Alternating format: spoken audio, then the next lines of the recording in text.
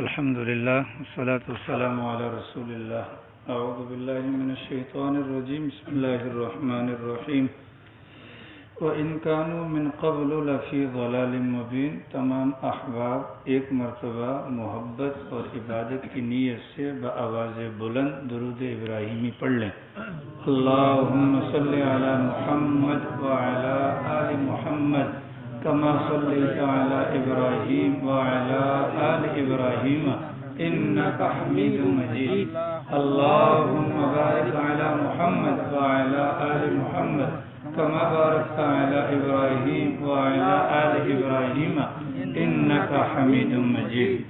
دروس سیرت النبی صلی اللہ علیہ وسلم کے سلسلے کے اندر ہم گزشتہ کل کے درس میں واقع فیل تک پہنچے تھے کہ رسول اکرم صلی اللہ علیہ وسلم کی ولادت والے ہی سال اور حضور کی ولادت سے تقریباً 50 یا 55 دن پہلے ابرہہ نامی ایک ظالم گورنر یمن کا وہ مکہ مکرمہ پر چڑھائی کی غرض سے 60,000 کا لشکر لے کر یمن سے روانہ ہوتا ہے، اور اس کی بنیادی وجہ کہ یمن کے دارالحکومت صنعاء کے اندر اس نے جو کعبہ تعمیر کیا تھا اس کی جو بے حرمتی کی گئی، بنو کنانہ جو قبیلہ نسی کے لوگ تھے ان کی طرف سے اس نے غصے میں آ کر یہ کہا کہ میں کعبۃ اللہ کو گرا دوں گا۔ نتیجتاً وہ وہاں سے نکلا، اس کے لشکر کے اندر 13 یا 12 یا 9 ہاتھی بھی تھے، اور خود ابرہہ ہاتھی پر سوار تھا۔ اس ہاتھی کا نام محمود تھا، اس ہاتھی کو چلانے والے کا نام انیس تھا۔ راستے میں قبائل سے جنگ ہوئی لیکن وہ شکست کھا گئے۔ عرب قبائل کا سردار ذو نفر پکڑا گیا اور آگے چال کر مینا اور مزدلفہ کے درمیان وادی محصر میں پڑاؤ ڈالا، اور اس کے بعد وہاں پر اس نے مکہ والوں پر یلغار کی، جو بندہ ملا اس کو مار دو، جو ان کے جانور ملے ان کو گرفتار کر لو، یعنی کہ قید میں لے آؤ۔ تو جو جانور جو قید میں لائے گئے تھے ان میں حضور پاک صلی اللہ علیہ وسلم کے دادا سیدنا عبد المطلب کے 200 اونٹ بھی تھے۔ عبد المطلب اپنے اونٹوں کو چھڑانے کے لیے آئے تو ابرہہ نے اس موقع پر کہا کہ میں نے آپ کو جب پہلی نظر دیکھا تو میں حیران ہوا کہ سردار لوگ اس قسم کے ہوتے ہیں، پر آپ نے بڑی معمولی سی بات کہی۔ آپ کو چاہیے تھا مجھ سے معافی مانگتے کہ میں اتنا بڑا لشکر لے کر کعبے کو گراؤں گا، مکہ والوں کو ماروں گا، آپ کا فریضہ تو یہ تھا، لیکن آپ نے اونٹوں کی بات کی۔ تمام احباب سے گزارش ہے درود پاک یا درس جو ذکر کر رہے ہیں نا وہ سارے اپنے منہ بند کر لیں، ذکر نہ کریں اس موقع پر، بات کو بالکل توجہ سے سنیں گے تو انشاءاللہ اللہ خیر کی بات میری زبان پر جاری کرے گا۔ آپ حضرات کو جو وظائف کرنے ہیں نا وہ رات کو سونے سے پہلے کر لیا کریں کہ نماز سے پہلے۔ سارے حضرات سے گزارش ہے اللہ کے لیے ثواب کی نیت سے نہیں، عمل کی نیت سے توجہ کے ساتھ بیٹھیں، توجہ کے ساتھ بیٹھیں، کیونکہ آپ لوگوں کی توجہ پر میرے دل میں کوئی بات آئے گی، اللہ نہ کرے آپ کی توجہ نہیں ہوگی تو میری زبان پر کوئی بکواس آئے گی، تو یہ سیرت کے برخلاف بات ہے۔ بات سمجھ آ رہی ہے نا؟ بالکل جن کے ہونٹ ہل رہے ہیں وہ سبحان اللہ گھر پر جا کر کہیں، الحمدللہ گھر پر جا کر کہیں، اللہ اکبر وہ گھر پر جا کر کہیں۔ جب دین کی بات ہو رہی ہو تو شیطان کوشش کرتا ہے کہ اس معاملے کو ادھر ادھر کر دیں تاکہ جو ہے نا وہ توجہ نہ ہو۔ بہرحال اس نے کہا کہ مجھے جب میں نے آپ کو دیکھا تو ایک روب و دبدبا، آپ نے معمولی سی بات کی، آپ کی اہمیت میرے دل سے گر گئی۔ عبد المطلب نے اس موقع پر کہا کیوں؟ کہا کہ بھی تم مجھ سے معافی مانگتے کہ میں مکہ پر چڑھائی نہ کروں، حملہ نہ کروں، اور آپ نے اگر اونٹوں کی بات کی تو ابرہہ کی اس بات کے جواب میں عبد المطلب کہنے لگے کہ دیکھو ابرہہ، بات یہ کہ اتنے بڑے لاؤ لشکر کا مقابلہ کرنا ہمارے بس میں نہیں ہے، اور یاد رکھو کہ میں ہوں اونٹوں کا مالک، تو میں نے اونٹوں کا سوال کیا ہے۔ رہا مسئلہ بیت اللہ کا تو بیت اللہ کا بھی ایک رب ہے اور وہ خود اپنے گھر کی حفاظت کرنا جانتا ہے۔ چنانچہ ابرہہ نے حضرت عبد المطلب کے اونٹوں کو واپس کیا تو ابرہہ نے کہا کہ قریش مکہ کو کہہ دو کہ وہ ہم سے مقابلہ کر نہیں سکتے، وہ نکل جائیں، ہم صرف کعبۃ اللہ کو گرائیں گے، باقی کسی کو نقصان نہیں پہنچائیں گے۔ چنانچہ عبد المطلب جاتے ہیں، قریش مکہ سے کہتے ہیں بہت بڑا لشکر جرار ہے اور ہم مقابلہ کرنے کی سکت نہیں رکھتے، آج مانگو دعا خدا سے کہ خدا خود ہی اپنے گھر کی حفاظت کی ذمہ داری لے لے۔ عبد المطلب بیت اللہ شریف جاتے ہیں، ملتزم پر کھڑے ہو کر پہلے طواف کرتے ہیں، پھر ملتزم پر کھڑے ہو کر دعا مانگتے ہیں، خدایا آج اپنے گھر کی حفاظت تو خود ہی فرما، اور یہ کہہ کر قریش کو لے کر وہ پہاڑی کے اوپر چلے جاتے ہیں. ادھر سے ابرہا لشکر کو چڑھائی کا حکم دیتا ہے تو ذو نفر جو قبائل عرب کا سردار تھا اس نے اس ہاتھی کے کان کو پکڑا اور کہا کہ اے ہاتھی رک جا آگے اللہ کا گھر ہے. چنانچہ کہتے ہیں کہ وہ ہاتھی وہیں پر بیٹھ جاتا ہے، ہر ممکنہ کوشش کے باوجود بھی نہیں اٹھتا، اور اتنے میں بیت اللہ شریف کی جانب سے کالا جھنڈ آتا ہے، جیسے بادل ہوتے ہیں اس طرح کی چھوٹی چھوٹی ابابیل یا قمری نما جو ہے وہ چڑیاں ہوتی ہیں کہ جن کے منہ کے اندر بھی ایک پتھر ہوتا ہے اور ان کے دونوں اپنا پاؤں کے اندر بھی ایک ایک پتھر ہوتا ہے. وہ پتھر کیا تھا؟ وہ عام دنیا کے پتھروں میں سے کوئی کنکر نہیں تھا، بلکہ وہ جہنم کی آگ کے اندر پکایا گیا باقاعدہ پتھر تھا. وہ پورے لشکر والوں کو نہیں لگا، لیکن جس کو لگا وہ ایسا بھاگا کہ وہ لشکر کے اندر بھگدڑ مچ گئی. تو یہ گر رہے تھے چشموں پر، یہ گر رہے تھے راستوں پر، گرتے جا رہے تھے، مرتے جا رہے تھے. اور ابرہا کو جو لگا تو اس کے جسم کے پورے گرنا شروع ہو گئے اور وہ چلتے چلتے یمن پہنچا تو چوزا بن گیا. اللہ کا عذاب اس کے اوپر آیا کہ اس کا سینہ پھٹا، دل اس کا باہر نکل گیا اور وہیں پر وہ مردار ہو گیا. اب جب یہ واقعہ ہوا تو مکہ مکرمہ کے ارد گرد پوری دنیا کے اندر جو آبادیاں آباد تھیں، ان آبادیوں کے اندر جو کافر آباد تھے ان کے بھی کان کھڑے ہو گئے کہ یار یہ کیا ہو گیا. گویا کہ ان کے نظر میں اس سے پہلے اس قسم کا واقعہ تو تصور بھی نہیں کر سکتے تھے. جب انہوں نے دیکھا کہ بغیر لڑائی کے اوپر سے پرندوں نے آ کر اتنے بڑے لشکر کو موت کے گھاٹ اتار دیا تو ان کے دل میں کعبۃ اللہ کی تقدیس اور محبت اور عظمت مزید پیدا ہو گئی. چنانچہ اس سے پہلے وہ کعبۃ اللہ کو نام سے جانتے تھے، اب اس واقعے کے بعد کعبۃ اللہ کا شرف اور اس کی تعظیم ان لوگوں کے دلوں کے اندر پیدا ہو جاتی ہے. اور یہی وہ مبارک سال ہے کہ جس کے اندر آگے جا کر سرکار دو عالم سرکار مدینہ صلی اللہ علیہ وسلم کی ولادت باسعادت کا مبارک موقع فراہم کیا جاتا ہے. یاد رکھیے کہ عرب کے اندر کیلنڈر بنا ہوا نہیں تھا، کیلنڈر ان کے پاس نہیں تھا. اس بنیاد پر وہ بڑے بڑے واقعات کو، بڑے بڑے حادثات کو اپنے دماغوں میں محفوظ رکھتے تھے، اور جب ان سے کوئی بات پوچھی جاتی کہ یہ فلاں بات کب ہوئی تھی تو اس بات کی تاریخ کو بڑے واقعے سے منسوب کرتے تھے کہ جب وہ بڑا والا واقعہ ہوا تھا نا اس کے قریب قریب یہ معاملہ ہوا تھا. چنانچہ جب رسول اکرم صلی اللہ علیہ وسلم کی ولادت کے متعلق قریش سے یا مکہ والوں سے پوچھا جاتا کہ نبی آخر الزمان صلی اللہ علیہ وسلم کی ولادت کب ہوئی تو وہ کہتے تھے اس سال جس سال اللہ نے ہاتھی والوں کو موت کے گھاٹ اتارا تھا. تو یہ جو ہاتھی والوں کو موت کے گھاٹ اتارا تھا یہ مہینہ تھا محرم الحرام کا، یہ مہینہ تھا محرم الحرام کا. اور اس مہینے کے اندر یا اس سال کے اندر جو عیسوی تاریخ تھی 571 عیسوی یا 570 عیسوی چل رہی تھی، اور اسی سال کے اندر سرکار دو عالم سرکار مدینہ صلی اللہ علیہ وسلم کی ولادت ہوئی. اچھا جی، ایک بات تو یہ ہو گئی. دوسری بات یہ ذہن میں رکھے کہ قرآن و سنت کا مطالعہ ہمیں بتلاتا ہے اللہ تعالیٰ نے تقریباً 1,24,000 یا 1,40,000 حضرات انبیاء کرام کی مقدس جماعت کو بھجوایا ہے. وہ تمام کے تمام لوگ کہ جن کے سروں پر اللہ نے نبوت کا تاج رکھا ہے، ان سب کو ماننا یہ ہمارے ایمان کا حصہ ہے. ہم ان میں سے کسی بھی نبی کی نبوت کا انکار نہیں کرتے. ان نبیوں کی اصل اوریجنل تعداد کتنی ہے یہ تو اللہ کو پتہ ہے، لیکن روایات کے اندر 1,24,000 یا 1,40,000 کی بات آتی ہے. تو لہٰذا ہم ایمان، اگرچہ سب نبیوں کا نام ہمیں نہیں پتہ، سب نبیوں کے حالات ہمیں نہیں پتہ، لیکن اجمالی طور پر ہمیں پتہ ہے کہ 1,25,000 یا 1,40,000 جو نبیوں کی مقدس جماعت ہے ان سب پر ہم ایمان لاتے ہیں. لیکن اس کے ساتھ ساتھ ہمارا یہ بھی ایمان ہے کہ ان نبیوں میں سے اللہ تعالیٰ نے 313 رسول بھیجے ہیں. کتنے رسول بھیجے بھیا؟ 1,40,000 انبیاء میں سے 313 رسول. ان 313 میں سے 5 اولو العزم بڑے بڑے پیغمبر، ان 5 میں سے صرف پاک پیغمبر صلی اللہ علیہ وسلم واحد ہیں کہ جن کو تمام انبیاء کی مقدس جماعت کا سربراہ اور امام منتخب کیا گیا. اس پر ہمارا ایمان ہے. اب دیکھیے کہ انبیاء کرام کے حالات کا مطالعہ کرتے ہیں تو ہمیں ایک بات سمجھ میں آتی ہے کہ نبی کے آنے سے پہلے نبی کا پتہ کوئی نہیں ہوتا کہ نبی آئے گا یا نہیں آئے گا. نبی کے آنے سے پہلے پچھلا والا نبی اگلے نبی کے متعلق اطلاع دے دے، ایسا بھی کسی نبی کے بارے میں ہمیں پتہ نہیں چل سکا. نبی دنیا میں آ جائے 40 سال سے پہلے اس کے حالات سے لوگ آگاہ ہو جائیں، ایسا بھی نہیں پتہ چلا، بلکہ نبی آتا ہے، آنے کے بعد 40 سال گزارتا ہے، گزارنے کے بعد نبوت اللہ کی طرف سے ملتی ہے اور وہ لوگوں کو پھر جا کر پیغام ہدایت سناتا ہے، تو تب کہیں جا کر ہمیں پتہ چلتا ہے کہ واقعتاً نبی آئے ہیں۔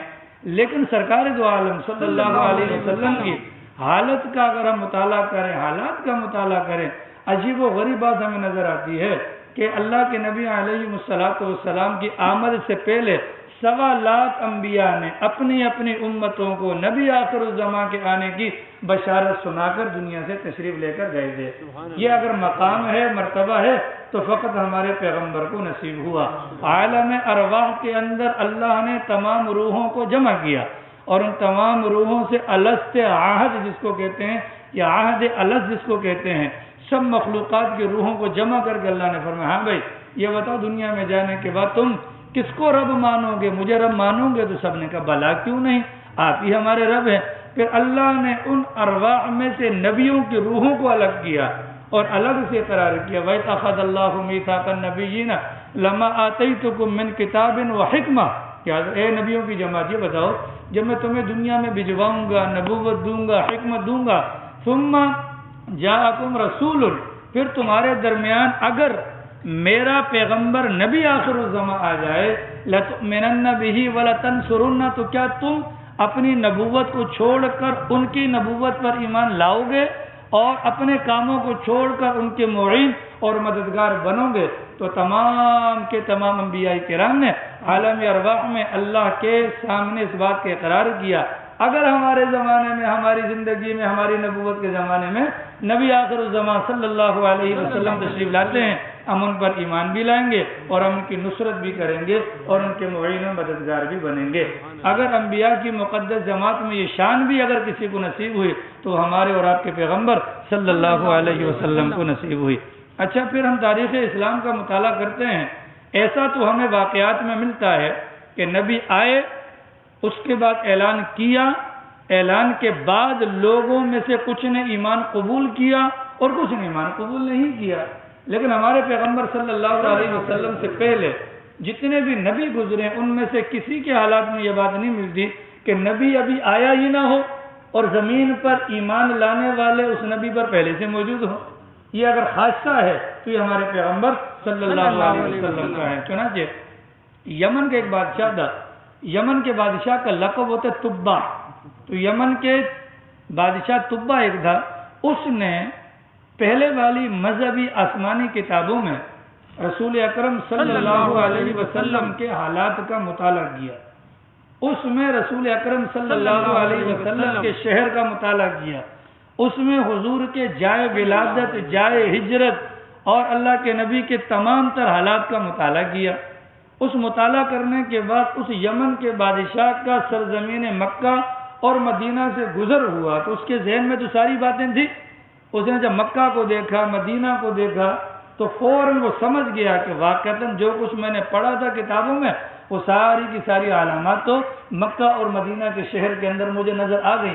چنانچہ وہ جو یمن کا بادشاہ تھا وہ واپس یمن جاتا ہے اور سرکاری جو اپنا دربار ہوتا ہے درباریوں کو بلاتا ہے اور ایک شاہی فرمان لکھواتا ہے اور وہ شاہی فرمان میں خط لکھواتا ہے محمد الرسول اللہ صلی اللہ علیہ وسلم کے نام پر۔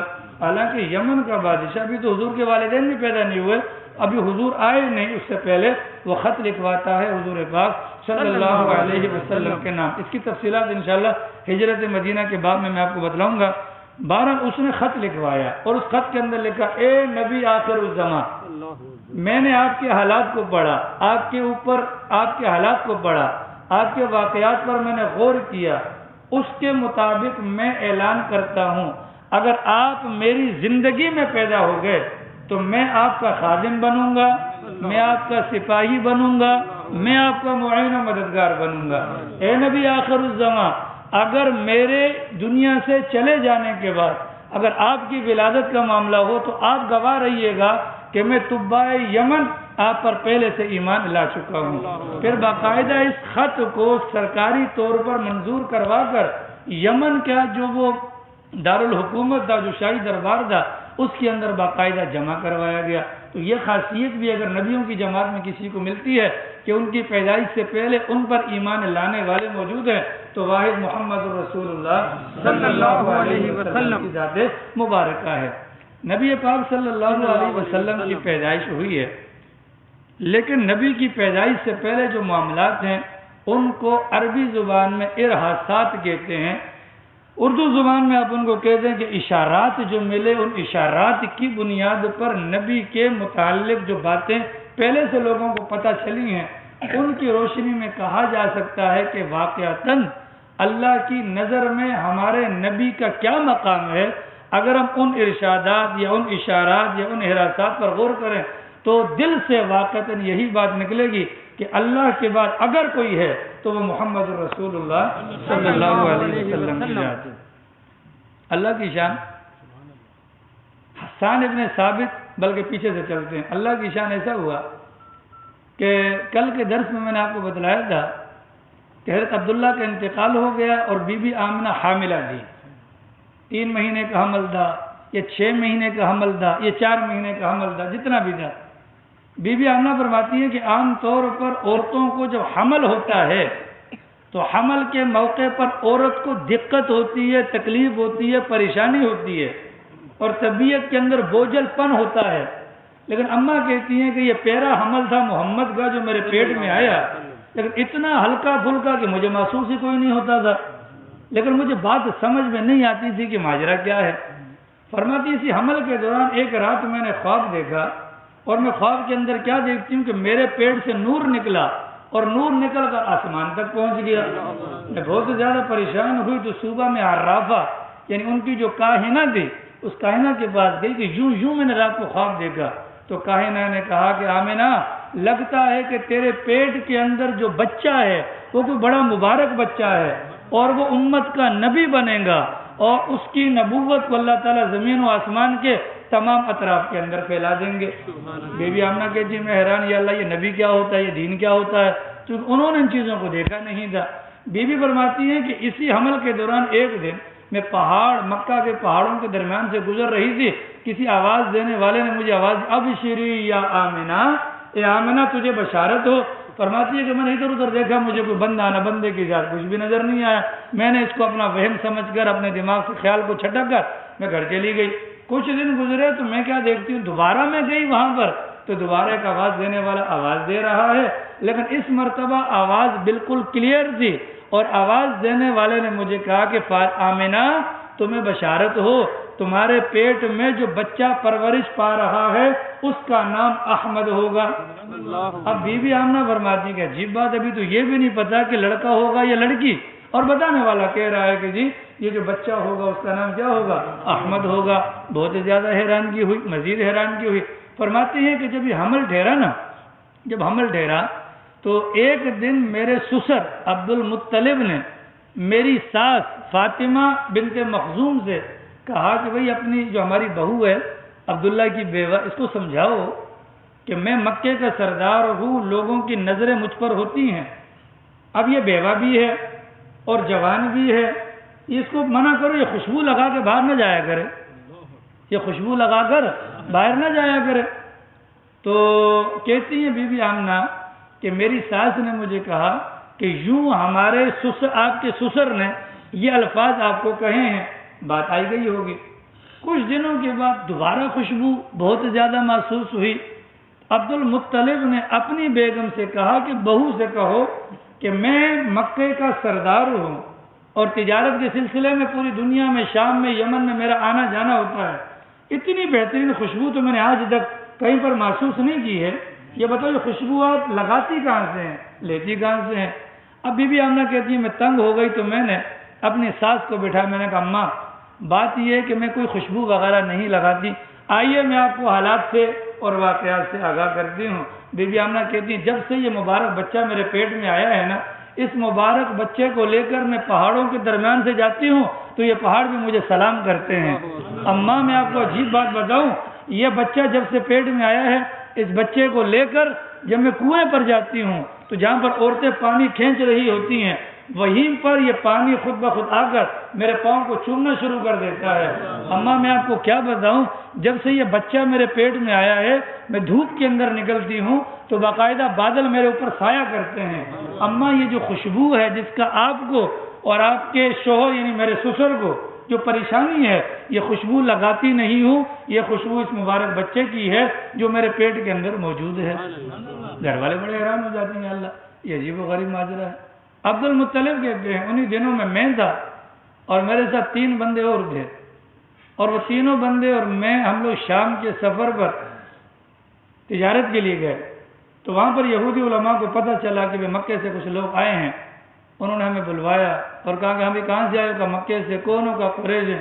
کہا ادھر بات سنو، ہم چاروں قریب کے کہا کہ ہم تمہیں ایک بات بتانا چاہتے ہیں، اب تھوڑا سا عرصہ باقی ہے، مکہ مکرمہ میں ایک بندہ محمد نام کا پیدا ہونے والا ہے جو اس امت کا نبی بنے گا۔ عبد المطلب کہتے ہیں کہ میں اور میرے ساتھ جو تینوں بندے تھے ہم چاروں نے عہد کر لیا کہ ہمارے گھر میں جو بھی بچہ پیدا ہوگا ہم اس بچے کا نام محمد رکھیں گے۔ اللہ کی شان یہ ہے کہ فرماتے عبد المطلب کہ ہم جب واپس آئے ہم چاروں کے ہاں بیٹے پیدا ہوئے۔ اب عبد المطلب کہتے ہیں میرا تو بیٹا ہو نہیں سکتا تھا، تو میں نے یہ سوچا تھا کہ میرے بچوں میں سے جس کسی کے گھر میں لڑکا پیدا ہوگا تو نام اس کا کیا رکھوں گا؟ محمد رکھوں گا۔ اللہ کی شان یہ ہے کہ فرماتے ہیں کہ واپس آئے تو ان تینوں کے گھر میں بیٹے پیدا ہوئے، انہوں نے نام محمد رکھ لیا، اور میرے یہاں میرے بیٹے مرحوم عبداللہ کے یہاں بچہ پیدا ہوا تو میں نے بھی نام محمد رکھ لیا۔ اب دیکھیے کہ اللہ کے نبی ابھی آئے نہیں ہیں، ابھی ماں کے پیٹ میں ہیں تو ماں کو کہا گیا کہ یہ احمد ہے، ابھی آئے نہیں ہیں، دادا کو کہا گیا کہ وہ محمد ہے۔ اللہ کی شان دیکھیے، یہ 2 نام اللہ نے اپنے نبی کے لیے بچا کر رکھے۔ بابا آدم سے لے کر حضور کی ولادت کی رات تک اللہ رب العالمین نے عرب اور عجم کی زبانوں پر ایک مہر لگا دی، ان کی زبان سے محمد اور احمد نام کبھی نہیں نکلوایا کہ وہ بھی ناموں کو اپنے بچوں کا نام رکھ سکیں۔ اللہ کی شان۔ ابھی ولادت میں کچھ تھوڑا سا وقت باقی تھا، عبد المطلب نے خواب دیکھا۔ کیا دیکھتے ہیں کہ جی ان کی پیٹھ سے زنجیر نکلی۔ زنجیر سمجھتے ہیں نا؟ ہاں زنجیر سمجھتے ہیں سر؟ ان کی پیٹھ سے زنجیر نکلی، اور وہ زنجیر کا ایک کونا آسمان پر ہے، ایک کونا زمین پر ہے، ایک کونا مشرق میں ہے اور ایک کونا مغرب میں ہے۔ یہ خواب کے اندر عبد المطلب دیکھ رہے ہیں۔ پھر دیکھتے ہی دیکھتے وہ زنجیر آٹومیٹک درخت کی شکل اختیار کر جاتی ہے۔ اس درخت کے ساتھ جتنے بھی پتے ہیں ہر پتے کے اندر نور ہوتا ہے۔ پھر دیکھتے ہیں عبد المطلب کہ لوگ دور دور سے آ کر اس کے ساتھ چپک رہے ہیں اور اس کو توڑنے اور اس کے ساتھ چمٹ رہے ہیں اور اس کو اپنانے کی کوشش کر رہے ہیں۔ اور پھر عبد المطلب دیکھتے ہیں کہ قریش کے کچھ لوگ اس درخت کے ساتھ چپک رہے ہیں اور کچھ لوگ اس کو کاٹنے کی کوشش کر رہے ہیں۔ عبد المطلب نے صبح جا کر کاہنہ سے کہا کہ بھئی یہ کیا ماجرا ہے؟ تو کاہنہ نے کہا کہ لگتا ہے آپ کے یہاں کوئی ایسا بچہ پیدا ہونے والا ہے کہ جس بچے کی شان یہ ہوگی کہ زمین و آسمان کے اندر اس کی حمد و ثنا کی جائے گی، اور اس کا جو دین ہوگا مشرق سے لے کر مغرب تک اور شمال سے لے کر جنوب تک پھیلے گا۔ یہ سارے معاملات ہمارے نبی کی ولادت سے پہلے کے ہیں۔ اب آ جاتی ہے ولادت والی رات۔ اللہ اکبر۔ جو ولادت والی رات آتی ہے اس رات نبی پاک صلی اللہ علیہ وسلم کے مبارک گھر کے اندر جہاں حضرت آمنہ موجود ہیں اور نبی آخر الزمان کو پیدا ہونا ہے، اس گھر کے اندر تیل بھی نہیں تھا چراغ جلانے کو، پریشانی کی حالت تھی۔ اسی رات ایک اور حادثہ ہو گیا جی، اسی رات ایک اور حادثہ ہوا۔ وہ حادثہ کیا ہوا کہ کسریٰ کا دربار تھا، اس کے دربار کے اندر 14 کنگرے تھے کہ فانوس ٹائپ کے ہوتے ہیں نا، خوبصورتی کے لیے لگاتے ہیں، آٹومیٹکلی وہ گر گئے۔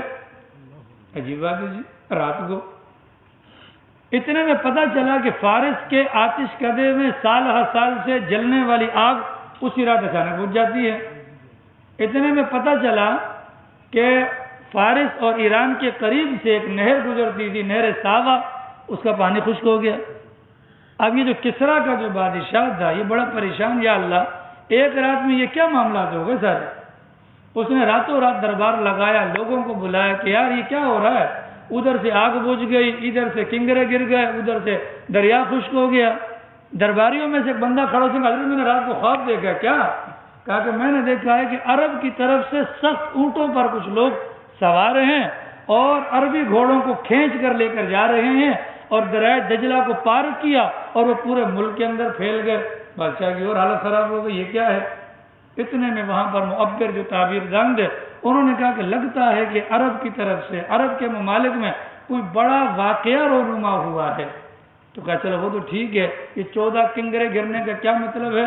ان کے رہبانیین نے کہا کہ اس کا مطلب یہ ہے کہ اس امت کا جو نبی پیدا ہوگا اس نبی کی پیدائش کے بعد آپ کی حکومت فقط 14 سیڑھیاں 14 پیڑھیاں مزید چل سکے گی، اس کے بعد آپ کی حکومت ختم ہو جائے گی۔ تو کسرا کے بادشاہ نے کہا یہ کون سی بڑی بات ہے؟ اس کا مطلب ہے کہ 14 پشتیں میری اور بھی بادشاہ ہوں گی۔ اللہ کی شان 4 سال میں 10 مر گئے اور حضور کے حضرت عثمان کے زمانے تک ان کا بالکل خاتمہ ہو جاتا ہے۔ یہ وہاں پر معاملات ہے۔ ادھر گھر میں چراغ جلانے کو تیل بھی نہیں ہے۔ ایک روایت کے مطابق سیدنا عبد الرحمن ابن عوف کی والدہ اور ایک روایت کے مطابق غالباً عیاض ابن عمرو یا ایسا کوئی صحابی کا نام تھا، ان کی والدہ جن کا نام تھا فاطمہ بنت عبداللہ، وہ بی بی آمنہ کے گھر پر تھی۔ وہ بیان کرتی ہیں کہ ولادت والی رات میں رسول اکرم صلی اللہ علیہ وسلم کی والدہ محترمہ کے گھر پر تھی۔ ولادت کے موقع پر دائی کا ہونا ضروری ہے، اور بی بی آمنہ اس وقت ابو طالب کے گھر پر تھی مکہ مکرمہ میں۔ فرماتی ہیں کہ جی ولادت کے موقع پر میں نے دیکھا کہ ایسا نور ظاہر ہوا کہ پورا کا پورا گھر روشن ہو گیا۔ میں بڑی حیران ہوئی۔ اب جب ولادت ہوئی تو عام بچوں کی طرح بچہ نہیں ہوا، یہ جو بچے تھے لیکن یہ عام بچوں کی طرح بچے نہیں تھے۔ چنانچہ کیا تھا کہ جی کہا کہ میں نے بچے کو دیکھا کہ عام طور پر بچے پیدا ہوتے ہیں جسم کے اندر گندگی غلاظت لگی ہوتی ہے، لیکن یہ بچہ جو آمنہ کے پیٹ سے میرے ہاتھ میں آیا، اس بچے کے اوپر گندگی وغیرہ کوئی نہیں، بلکہ بدن سے بہترین قسم کی خوشبو آ رہی ہے۔ فاطمہ بنت عبداللہ کہتی میں بڑی حیران ہو گیا، یہ کیا ماجرا ہے؟ پھر میں نے دیکھا کہ جی بچہ پیدا ہوتا ہے تو ناف ہوتی ہے، ماں کے ساتھ اس کا کنیکشن ہوتا ہے، اس بچے کی ناف بھی کٹی ہوئی ہے۔ میں مزید حیران ہوں، یا اللہ یہ کیا ہے؟ میں نے ٹانگوں کے بیچ میں دیکھا تو حضور کی ختنہ بھی ہوئی تھی، تو میں بڑی حیران ہوں کہ یا اللہ یہ کیا ماجرا ہے؟ بی بی آمنہ فرماتی جو ہی میرے یہاں سے بچہ پیدا ہوا ایسی روشنی نکلی کہ اللہ نے مجھے شام کے محلات یا بصرہ کے محلات بھی اپنی آنکھوں سے دکھا دیے، اور سارے حیران ہونے کہ یار یہ بچہ ہے، یہ کس قسم کا بچہ ہے؟ عام طور پہ آپ نے دیکھا ہوگا اسپتالوں کے اندر دائی بچے کو صاف ستھرا کرنے کے بعد ماں کی بغل میں لا کر لٹا دیتی ہے۔ مزہ آ رہا آپ لوگوں کو؟ مزہ آ رہا آپ لوگوں کو؟ پکی بات ہے نا؟ اللہ کے لیے بولو، یہ ہمارے نبی کی بات ہے، اللہ کی قسم ہمارے نبی کی بات ہے۔ اگر ہم ساری زندگی اس بات پر شکر ادا کریں، سجدہ شکر ادا کرنے میں لگا دیں کہ اللہ نے ہم پر کرم کیا کہ بغیر مانگے امت محمدیہ میں پیدا کر دیا، تو ہم اس احسان کا بدلہ بھی نہیں دے سکتے۔ بات سمجھ آ رہی ہے؟ یاد رکھیے گا، لہٰذا خدا کے لیے سن لو، اللہ کے لیے سن لو، طلب کے ساتھ بیٹھے۔ دیکھو حبشہ کا بلال طلب لے کر آیا، اللہ نے کعبے کی چھت پر کھڑا کیا تھا، اور کعبے کا متولی ابو جہل طلب لے کر نہیں آیا تھا، تو جہنم کے سب سے نچلے طبقے کے اندر وہ ہوگا۔ اللہ کے لیے طلب پیدا کرو یار، یہ محنت ضائع نہ جائے، کم سے کم طلب پیدا کرو۔ بی بی آمنہ کے پاس جب حضرت فاطمہ بنت عبداللہ نے بچہ رکھا تو باقاعدہ کتابوں میں آتا ہے کہ جب ان کو حضور کو والدہ محترمہ کی بغل میں لٹایا گیا، یہ اس دوران جو واقعہ ہوا ولادت اور فاطمہ بنت عبداللہ کا بی بی آمنہ کی بغل میں بچے کو لٹانا، یہ کوئی 10 یا 15 منٹ کا وقت گزرا ہوگا۔ اللہ کی شان یہ ہے کہ جو ہی بی بی آمنہ کی بغل میں لٹایا تو عام بچہ تو اللہ کے بدلے 4 سال ہل نہیں سکتا، اللہ کے نبی نے باقاعدہ یوں لیٹے ہوئے تھے نا، یوں باقاعدہ کروٹ لی، یوں باقاعدہ کروٹ لی، اور کروٹ لے کر دونوں ہاتھوں کے اوپر سہارا دے کر باقاعدہ اللہ کے حضور سجدہ کیا۔ اب یہ گھر کے اندر کون موجود ہے؟ حضرت بی بی آمنہ موجود ہے، فاطمہ بنت عبداللہ موجود، اور تو کوئی نہیں ہے۔ چنانچہ اللہ کی شان جیسے انہوں نے حضور نے سجدہ کیا، اب والدہ کو پریشانی ہو گئی کہ بچہ جو نا الٹا ہو گیا، اور بچے کو جب سیدھا کیا گیا حضور پاک صلی اللہ علیہ وسلم کو، تو زبان مبارک پر مسکراہٹ تھی، آنکھیں آسمان کی طرف تھیں، اور انگلی کا اشارہ آسمان کی طرف تھا۔ بعض علماء نے تو یہاں تک بھی فرمایا کہ حضور پاک صلی اللہ علیہ وسلم نے اس وقت کلام بھی کیا تھا۔ کیا کیا تھا؟ کلام بھی کیا تھا، اور وہ کلام کیا تھا؟ اللہ اکبر کبیرہ، پڑھ لو خدا کی اللہ اکبر کبیرہ والحمدللہ کثیرہ وسبحان اللہ بکرۃ واصیلا. یہ نبی پاک صلی اللہ علیہ وسلم کی زبان مبارک سے یہ پہلا کلمہ نکلا تھا. چنانچہ اسی بنیاد پر بعد میں آگے چل کر حضور نے فرمایا کہ جو بندہ اللہ اکبر کبیرہ والحمدللہ کثیرہ وسبحان اللہ بکرۃ واصیلا کا کلمہ پڑھتا ہے اللہ اس بندے کو دیکھ کر خوش ہوتے ہیں. حضور نے یہ جملہ زبان سے اس وقت نکالا جب ابھی پیدائش کے 15 منٹ بھی گزرے تھے. اب جب یہ تو ایک عجیب واقعہ نہیں ہو گیا کہ بچہ بھی بول پڑا, انگلی کا اشارہ بھی ہے اور مسکراہٹ بھی عام بچوں سے بھی ہٹ کٹ کر ہے, تو فوراً جو ہے وہ حضرت جو اپنا ابو لہب جو تھا حضور کا چچا, اس کی باندھی حضرت صوبیہ کو کہیں سے پتا چل گیا. حضرت صوبیہ نے جب دیکھا کہ بھائی اس طرح عبداللہ کے گھر میں بیٹا پیدا ہوا تو بھاگم بھاگ گئی کعبۃ اللہ. وہ بھاگم بھاگ گئی ابو لہب کے بعد کہ مبارک ہو آپ کے یہاں بھتیجا پیدا ہوا ہے. تو ابو لہب گھر کے اندر تھا اور اس نے وہاں سے آ کر چیخ ماری نا, خوشخبری ہو کہ جی بھتیجا ہوا, آمنہ کا بیٹا ہوا, عبداللہ کے یہاں بیٹا ہوا.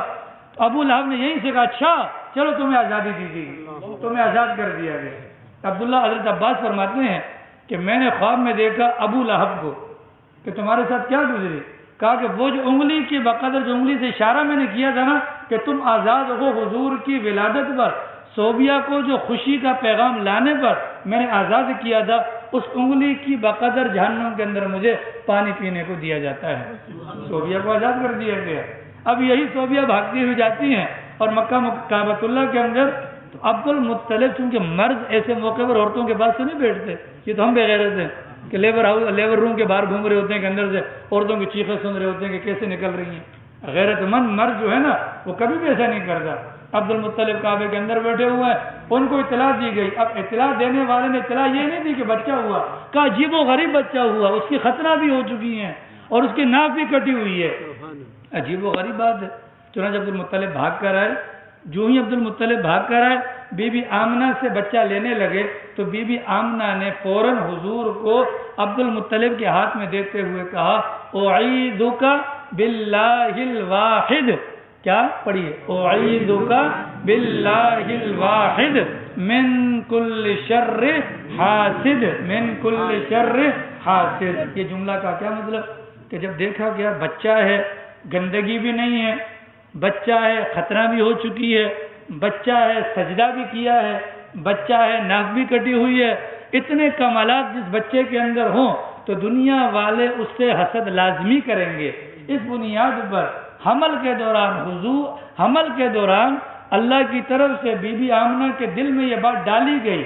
کسی کہنے والے نے کہا یہ مبارک بچہ جب پیدا ہوگا نا پیدائش کے فوراً بعد اس کو اللہ کی پناہ میں دے دینا. چنانچہ انہوں نے یہ کلمات کہہ کر حضور کو اللہ کی پناہ میں دیا. عبد المطلب بھاگتے ہوئے آئے اور فوراً بچے کو اٹھایا, اتنا خوبصورت بچہ, اور کعبۃ اللہ کے اندر لے کر گئے. انہوں نے بھی جا کر کعبے کے اندر دعا کی, خدایا یہ میرا بیٹا کو بڑی شان والا لگتا ہے, اے اللہ ہر قسم کے شر سے میرے بچے کی حفاظت فرمانا. بچے کو واپس لاتے ہیں, بی بی آمنہ کی گود میں لٹا دیتے ہیں. اب جب بی بی آمنہ کی گود میں لٹاتے ہیں, دودھ پینے کے لیے ہمارے بچوں کا کیا حال ہوتا ہے, ہمارے سامنے ہمارے بچوں کا کیا حال ہوتا ہے. ہمارے بچوں کو دودھ کا وہ پستان پکڑنا نہیں آتا, دودھ چوسنا نہیں آتا, دودھ پینا نہیں آتا. لیکن رسول اکرم صلی اللہ علیہ وسلم نے جب ان کو اٹھایا گیا تو دائیں پستان کو چوما, دائیں پستان کو چوما, دائیں پستان کو, اور بھائی کس کو چوما, دائیں پستان کو چوما. کیوں چوما؟ اللہ کے نبی علیہ الصلوۃ والسلام نے فرمایا کہ میرے رب نے ادبنی ربی, میرے رب نے میری تربیت کی ہے, میرے رب نے میری تربیت کی ہے, اور میری تربیت سب سے بہترین تربیت ہے. اسی بہترین تربیت کا نتیجہ کہ حضور پاک صلی اللہ علیہ وسلم نے ابتدا فرمائی تو دائیں طرف سے, تاکہ امت کو پیغام مل جائے, امت کو پیغام مل جائے کہ اگر تم دائیں طرف سے چلو گے, دائیں ہاتھ سے چلو گے تو تمہارے کاموں کے اندر خیر ہوگی. بائیں بازو کی جماعت کو کبھی بھی پذیرائی نہیں ملتی ہے. اس طریقے سے رسول اکرم صلی اللہ علیہ وسلم کی ولادت ہوئی ہے. حضور پاک صلی اللہ علیہ وسلم کو سب سے پہلے والدہ ماجدہ نے دودھ پلایا, پھر حضرت صوبیہ نے دودھ پلایا, اس کے بعد حلیمہ سعدیہ نے دودھ پلایا. آج اس کو یہیں پر رہنے دیں, باقی انشاءاللہ اسی چیز کو لے کر کہ رضاعت کے جو معاملات ہیں اس کو انشاءاللہ کل بیان کریں گے. اللہ پاک توفیق عطا فرمائے.